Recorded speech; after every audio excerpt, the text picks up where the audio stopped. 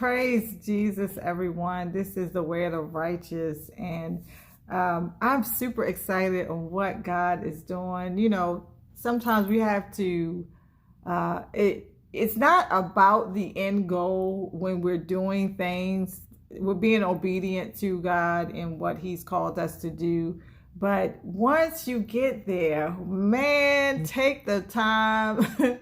Take the time to just rejoice in it, because it just, oh man, the enemy is so after getting you distracted about all the scenery. I'm gonna call it scenery along the way. I have a friend, they're moving from Virginia Beach all the way to Kentucky, and they took some pictures about the mountains and the things that they see along the way. Well, that's the beautiful things, right? But then we all know that there are things like it'll rain, the potholes, the dead animals along the way. Those are just a part of the process.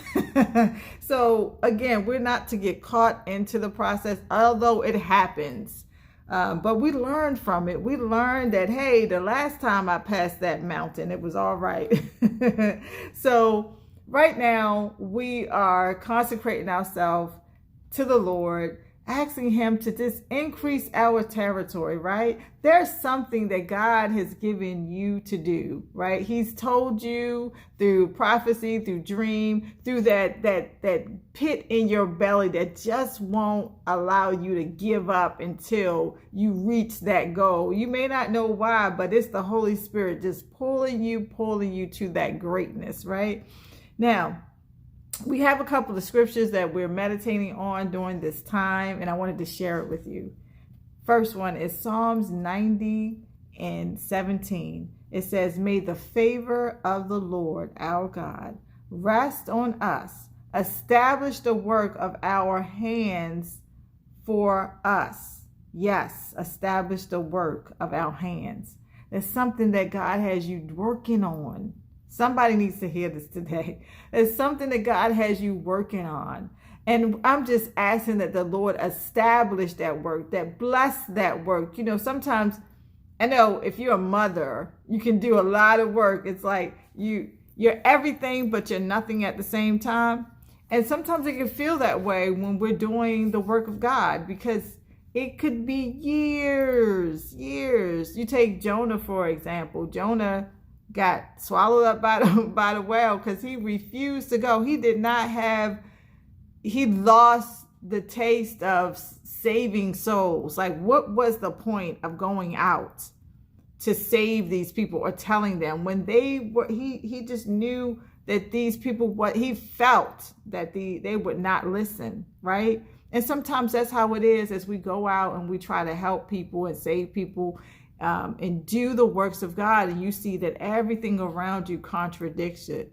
We're living in a world now where it's dark, all of this technology that we have to search the scriptures. You can go to the library and get a free Bible. So people have access to God and His word and His wisdom, but yet we see the world going towards darkness even more. Like, right? It's amazing. It's not amazing. It's sad and it's heartbreaking that that's the case in this time and hour. But the Bible already warned us that in the last day there'll be perilous times. So what we need to do, is focus on the assignment. Focus on the assignment that He has for you. I'll read one more. 1 Chronicles 4:10. Bless us and enlarge my territory.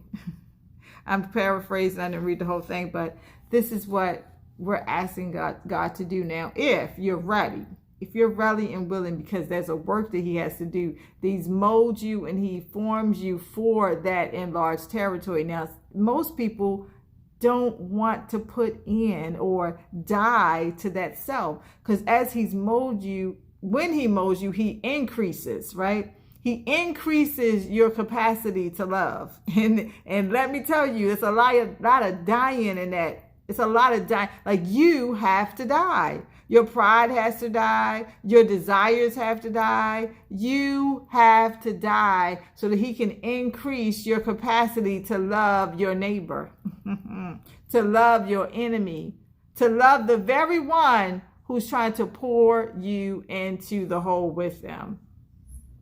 Anyway, in Jesus' mighty name, he said, keep me from harm. See, God will keep you from harm. You don't have to. A lot of times we feel like we're the ones that have to do it. There's people who have done some horrible things to me. And I say, bless them, Lord. Bless them, Lord.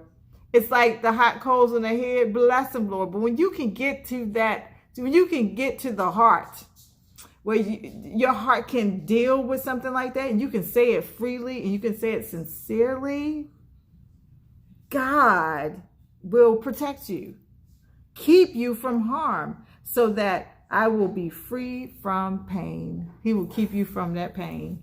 That pain. You know that pain that my brother wronged me, my husband left me, my wife left me, my children are going through, and I'm supposed to be a believer. That pain right there, he'll keep you from it. In Jesus' mighty name, I'm out. Y'all have a blessed day. Meet me on Friday on Zoom, Facebook. I usually post on YouTube as well. And we always have a good time. We always have a good time. We come together in the Lord, and he is in the midst of it. In Jesus' mighty name, I'll see you later. Bye.